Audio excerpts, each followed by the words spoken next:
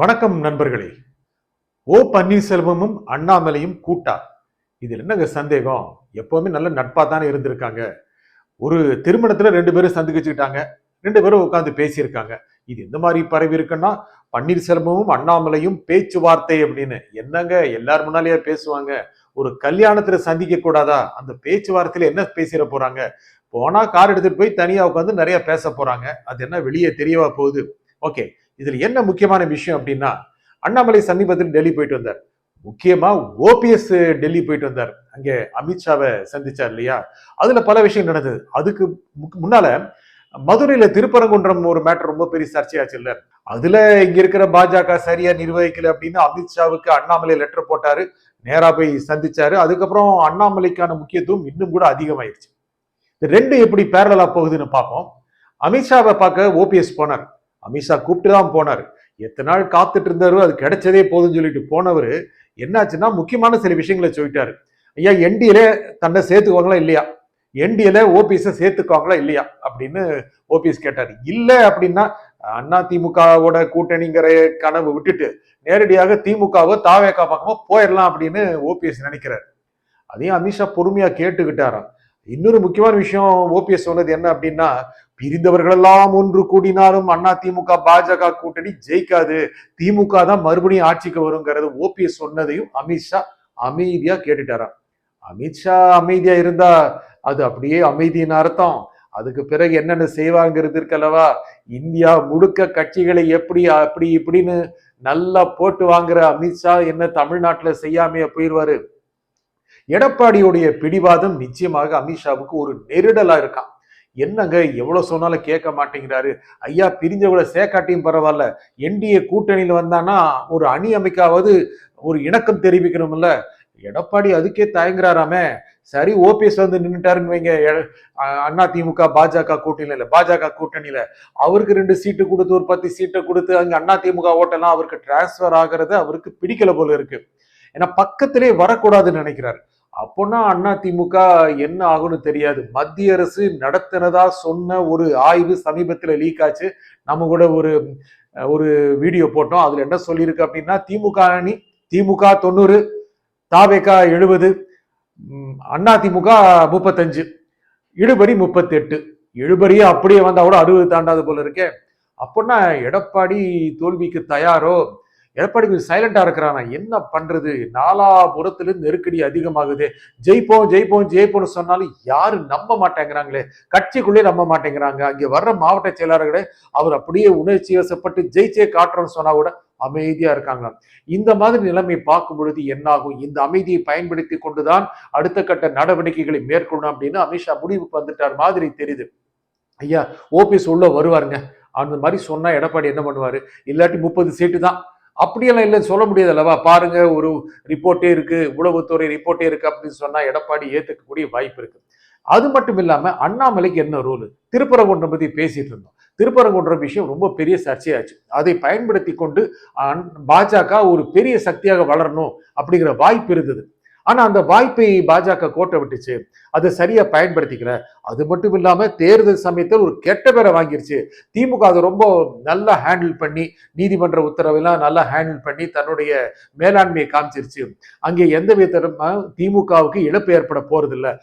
At least பாஜகவுக்கு லாபமாவது வந்திருக்கணும்ல, அதுவும் வரல.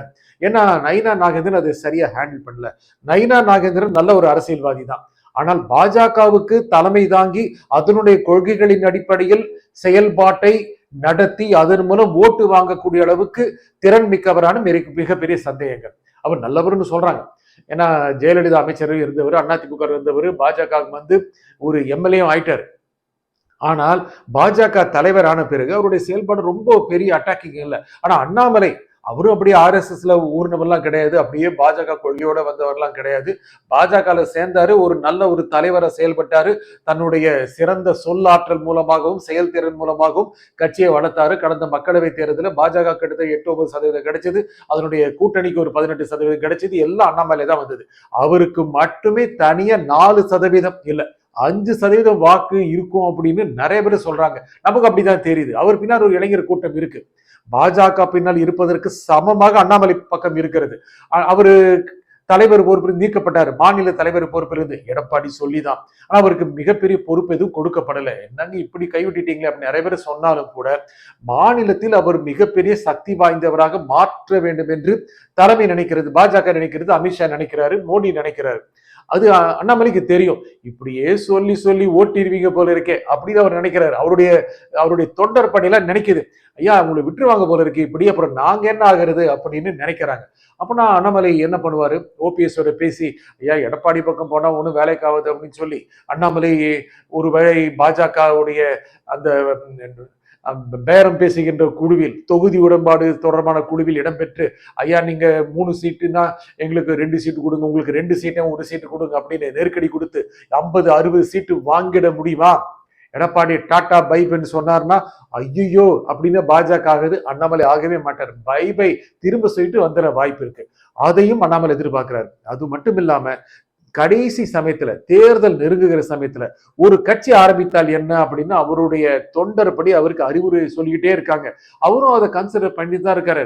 அப்படின்னு கட்சி ஆரம்பிக்கிறதுக்கு கோடானு கோடி வரணுங்கிற அவசியம் இல்லை. நல்ல செல்வாக்கு இருக்கு, நிறைய பேர் உதவ தயாரா இருப்பாங்க. அப்படி வந்து தாவேக்காவோட அணி அமைச்சு ஓபிஎஸ் வந்தாரு, டிடிவி வந்தாரு, செங்கோட்டையன் மிகப்பெரிய சக்தியாக கொங்கு மண்டலத்துல வளர்ந்துட்டாரு. இப்பதான் வளரணுமா? ஏற்கனவே பெரிய சக்தி தான்.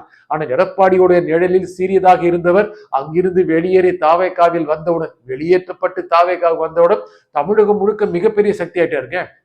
ஆகையால கொங்கு மண்டலத்தில் தாவேக்கா ஒரு மிகப்பெரிய தாக்கத்தை கொடுக்கும் மாதிரி தெரியுது. ஒரு வேளை அண்ணாமலை வந்துட்டாருன்னா மிகப்பெரிய அடிதான் மற்ற கட்சிகளுக்கு. அதே மாதிரி டிடிவி ஓபிஎஸ் வந்தான்னா அந்த இடங்கள் எல்லாமே கணிசமான இடங்கள் வந்துடும். இது நோக்கியுமே கணக்குகள் போயிட்டு இருக்குங்க. எடப்பாடி இணங்கி போறாரா? இணங்கி வந்துட்டாரு, ஐயா எல்லாரையும் சேர்த்துக்கலாங்க, கூட்டணி சேர்த்துக்கிட்டாங்க அப்படின்னா தலைமை ஒத்துக்கும், ஐயா எல்லாம் வாங்க சேர்த்துக்கலாம் அப்படின்னு. முடியவே முடியாது. எடப்பாடி நின்னார்னா எடப்பாடியை கைவிட்டு விடலாமா? எடப்பாடிக்கு எதிராக இன்னும் குரல்களை அதிகரிக்கலாமா? இன்னும் நிறைய பேரை சேர்த்துக்கலாமா? மாற்று தலைமையை யோசிக்கலாமா? இதெல்லாம் பாஜக தலைமையிட்ட இருக்குங்க, அமித்ஷா இருக்கு. அதெல்லாம் அண்ணாமலைக்கு தெரியுது. என்ன பண்ண போறாங்க, தலைமை என்ன பண்ண போறாங்க அப்படின்னு வெயிட் பண்றாரு. அந்த வெயிட்டிங்ல தான் அவருக்கு அடுத்த ஒரு 2 மாசம் முக்கியமான மாசமா இருக்கு.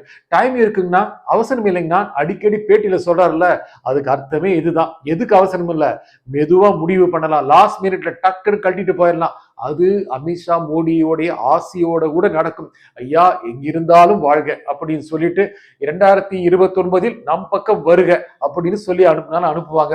அவரு தனியா போய் தாவேக்காவோட சேர்ந்து கணிசமான சீட்டு ஜெயிச்ச ஒரு 3-4 சீட்டு ஜெயிச்சிட்டாரு அப்படின்னா, ஒரு மக்களவை தொகுதி ஜெயிக்கக்கூடிய சக்தி வாய்ந்தவர் அப்படின்னா அது மிகப்பெரிய ஒரு லாபம் தானே பாஜகவுக்கு. இதெல்லாம் நடக்கக்கூடிய வாய்ப்பு இருக்கு. ஓபிஎஸ் அண்ணாமலை சந்திக்கிறதுங்கிறது ஏதோ ஒரு கல்யாணத்தில் சந்திக்கிற மேட்டர் இல்ல. அவர்கள் இன்னும் கூட பல முறை சந்திப்பார்கள்.